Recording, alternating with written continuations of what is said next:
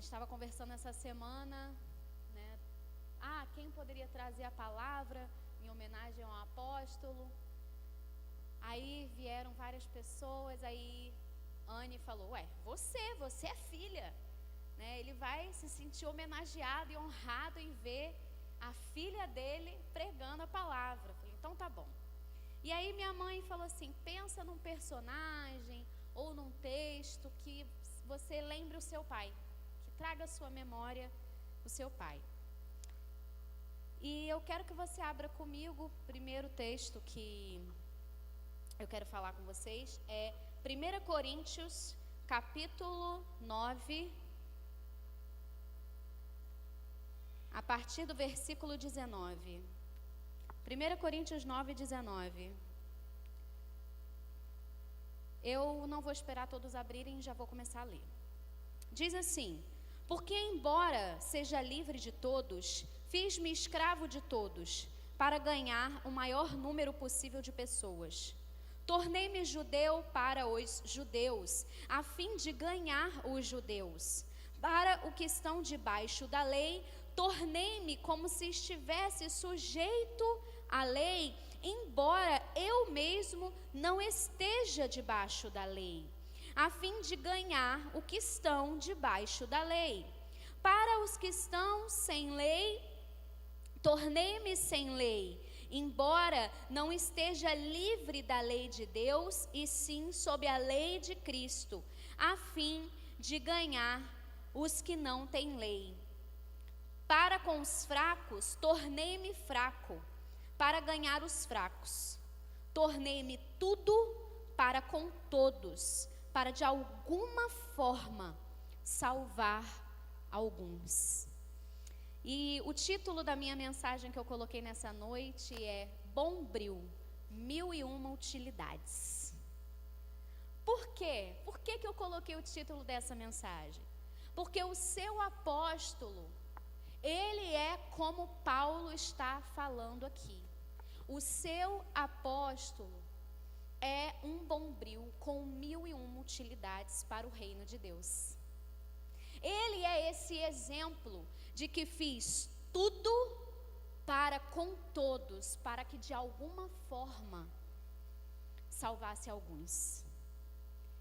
Então, quando eu penso no meu pai, talvez você pode pensar assim: você está falando isso porque ele é seu pai, né? E você não vai falar, mas eu poderia não aceitar estar aqui. Quantos filhos de pastores vocês conhecem que vivem uma vida cristã segundo os princípios bíblicos e sobem no altar de suas igrejas para pregar o quão exemplar é o seu pai? Talvez você fique escandalizado com a quantidade de filhos de pastores que estão perdidos no mundo. E aí eu percebo que nós não temos dado tanta atenção para os grandes exemplos que nós temos em casa. Às vezes a gente fala muito de pessoas famosas, pessoas que têm 1 milhão de seguidores nas redes sociais, pessoas que têm não sei quantos mil views no YouTube, no Instagram ou em qualquer outra rede social, e nós achamos essas pessoas o máximo, porque nós vemos só o glamour e a fama, mas perdemos de vista os exemplos que nós temos dentro de casa, que são os nossos pastores. Então, em homenagem ao apóstolo Nilson, eu quero dizer que o apóstolo, ele é como Paulo. Ele se posicionou no chamado que Deus tinha para ele, e ele fez tudo para que todos pudessem ser alcançados. Porque se você não sabe, ali no corredor você vai ler um pedacinho da história da igreja, mas se você quiser saber mais ainda, nós temos o livro da igreja. Se você quiser comprar o livro da igreja, você pode procurar a Anne, no final você pode me procurar, que nós estamos vendendo para que você conheça a fundo a história da sua igreja, da igreja a qual você faz parte. Porque Deus chamou o apóstolo Nilson para uma posição de destaque na cidade para alcançar Macaé para Jesus. Muitas vezes as pessoas falam assim: esse é um sonho irreal, esse é um sonho maluco, esse é um sonho que não tem como alcançar Macaé para Jesus. Como assim? Ei, se você saber da história do Morro de Santana, era rico, era pobre, era milionário que subia aquele morro atrás de Jesus. Era gente lá do Lagomar, era gente lá do Mirante da Lagoa, que subia o morro em busca do que Deus está fazendo naquele lugar. Então, Deus chamou o apóstolo Nilson para algo singular, para algo diferente. E eu quero que você vá comigo agora em Atos, capítulo 9, versículo 16.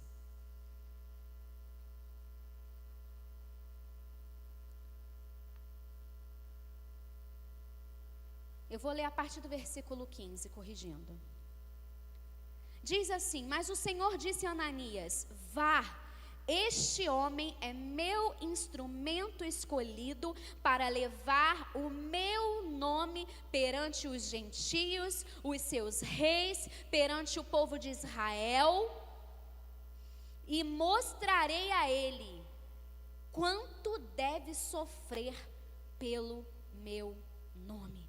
Se eu perguntasse aqui, quantos aqui querem ser chamados por Deus? Talvez todos levantariam a mão. Quantos aqui querem ser chamados por Deus para pregar aos gentios, aos reis, para proclamar o reino por toda Macaé, pelo Rio de Janeiro, pelo Brasil? Talvez você levantaria a mão. Mas e se eu perguntasse aqui, quantos aqui querem ser chamados por Deus para sofrer? Porque se você conhece a história do apóstolo, o tanto que ele já sofreu, talvez você entenda que Deus chamou ele para sofrer. Porque da mesma forma que nós olhamos para a vida de Paulo, quantos aqui, agora você pode me responder, quantos aqui ficam meio empolgados com a vida de Paulo? Quando ele fala: sede meus imitadores como eu sou de Cristo. Gente, é muita ousadia você virar e falar: olha, pode me imitar, porque eu imito Cristo, eu sou digno de ser imitado. Pode me imitar. Isso é muita ousadia. E a gente fica apaixonado pela vida de Paulo. Livros e livros, pregações, séries, pessoas que vão fazendo campanhas, pregando sobre a vida de Paulo. Porque a vida de Paulo realmente a gente fica assim: uau! Mas eu quero dizer para você que quando aqui Deus fala para Ananias: mostrarei o tanto que ele deve sofrer por causa de mim. E a gente vai vendo a perseguição que Paulo sofreu, os açoites que Paulo sofreu. Paulo foi preso, Paulo foi perseguido. Não deixavam Paulo quieto.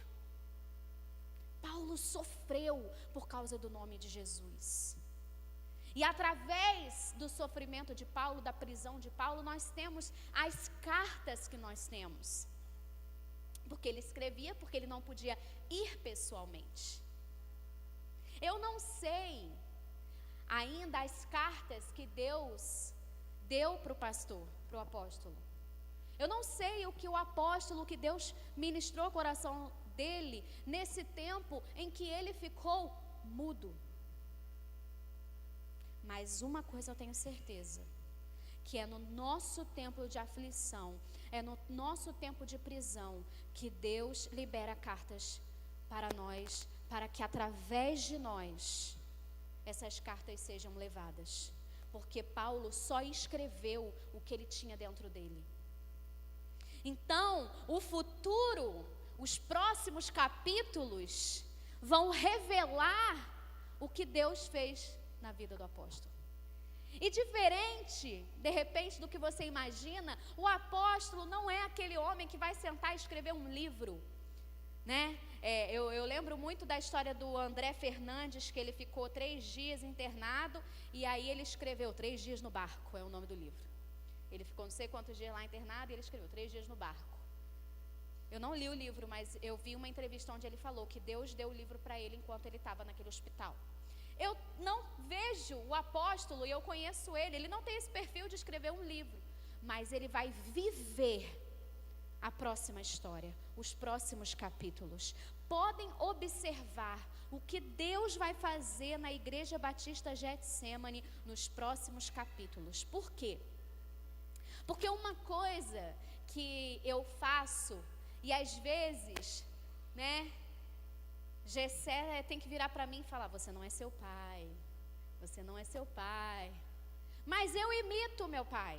Claro que dentro daquilo que eu posso imitar ele, né? Estava brincando com ele esses dias, falando: pai, acho que se eu fosse homem, eu ia saber fazer tudo isso. Eu ia saber mexer na luz elétrica, eu ia saber pintar, eu ia saber fazer tudo. Porque eu na minha limitação, eu imito ele, porque ele e a minha mãe são pastores, exemplos a serem imitados. Porque deixa eu te falar uma coisa: defeito todo mundo tem, mas caráter, legado, história é o que está faltando hoje em dia. Eles são perseverantes. Persistência é uma coisa que tem faltado no nosso meio. Vocês concordam comigo? Então Deus chamou Paulo, assim como chamou o apóstolo Nilson, assim como chamou você, para levar o nome dele. Porque o apóstolo não vai aonde você vai. O apóstolo Paulo, o apóstolo Nilson, eles não vão aonde você vai. Aonde você está, na sua realidade, no seu trabalho, na sua rua, na sua família, só você pode alcançar. Então, o que Deus deu ao apóstolo Nilson serve como um exemplo. E por que eu coloquei a coisa como bombril? Porque Deus chamou o apóstolo Nilson para ser bombril, mas Deus chamou você também. Dentro da sua realidade, você precisa pregar o evangelho. Você precisa fazer a obra de Deus. Eu lembro que quando a gente estava lá no seminário Carisma, eu já estou terminando. Quando eu estava no seminário Carisma, a gente via as pessoas se deslumbrar com a Lagoinha e querer fincar raízes lá. E eu falava com o Gessé: nós estamos aqui por um propósito, nós não podemos perder de vista. E aí quando a gente voltou, eu e Gessé nos apresentamos ao pastor assim: ó, nós somos o bombril que a Getsemane precisar que a gente seja. Estava precisando de gente para o data show, o Gessé foi para o data show. Estava precisando de ajuda no berçário, eu fui para o berçário. Não tenho talento nenhum para criança. Não tenho, Deus não me chamou. Eu fico brincando, não sei como é que vai ser ano que vem, mas assim, até hoje, né, criança não era o meu forte. Mas eu estava ajudando com as crianças. Precisou fazer live. Meu Deus, a pandemia veio, tudo fechou. E aí as pessoas olharam para mim, para Gessé, tipo assim: a gente não sabe não, mas vocês sabem. Mas a gente não sabia, mas a gente foi aprender. Porque se tem uma coisa que eu decidi, é que na mão de Deus eu vou ser um bombril de 1001 utilidades. Mas sabe o que eu reparo nesses 3 anos? Que a gente tem vivido uma geração de muita vontade. Tem pessoas que falam assim: pastora, pode contar comigo, menos para fazer live. Não conte comigo para fazer live. Ué, você é servo ou não?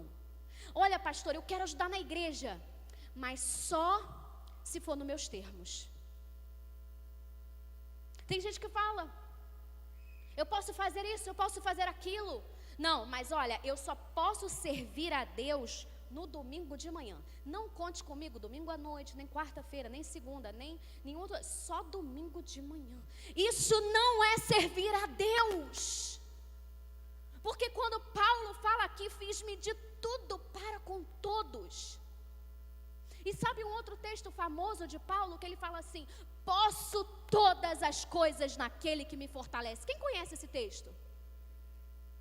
Querido, ele estava falando: posso passar fome e posso ter abundância.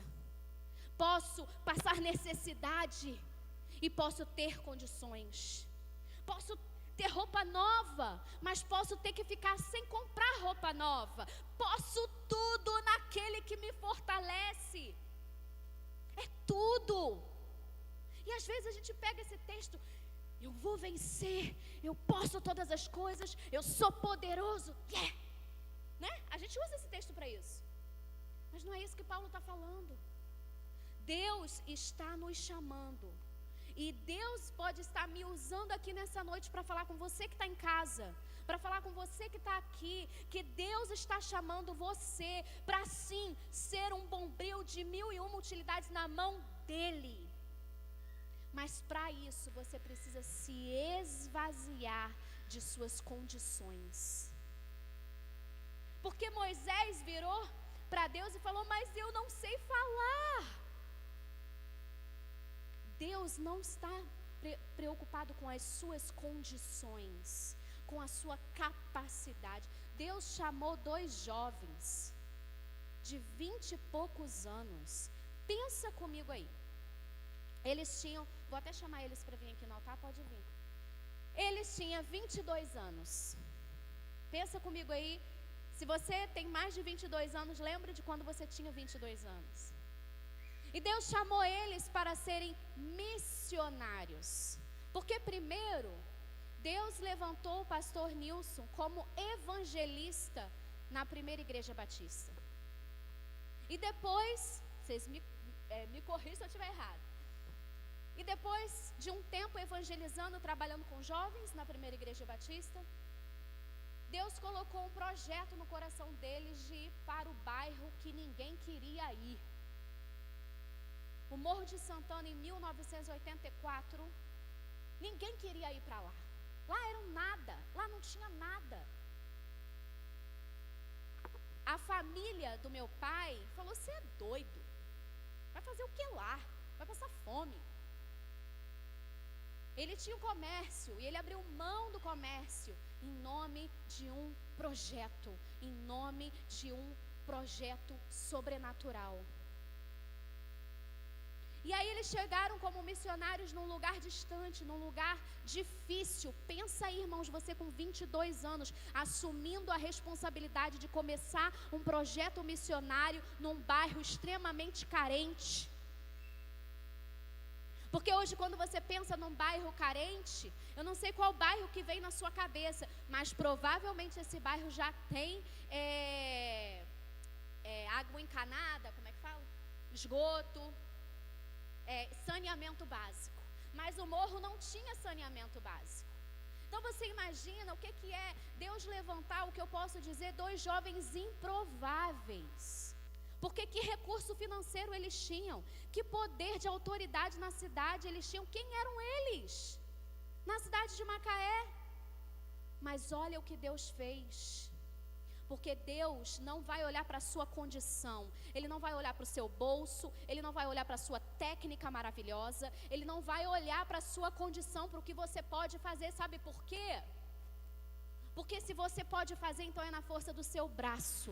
Mas quando você não pode fazer, é na força do braço de Deus. E aí Deus pega um lugar e transforma esse lugar como um pico, como um centro que atrai as pessoas. Traz aí a sua memória de pessoas subindo aquele morro para saber o que Deus estava fazendo através da vida deles, para saber o que estava acontecendo naquele lugar. Meu esposo fica brincando comigo que só ele não conheceu a igreja Getsemane no Morro de Santana, porque todo mundo que ele convive ou que ele tem acesso fala: eu cheguei a conhecer a Getsemane no Morro de Santana. Mas por causa de um chamado, sim, mas também por causa de um posicionamento. Eles se posicionaram de acordo com o que Deus tinha para eles.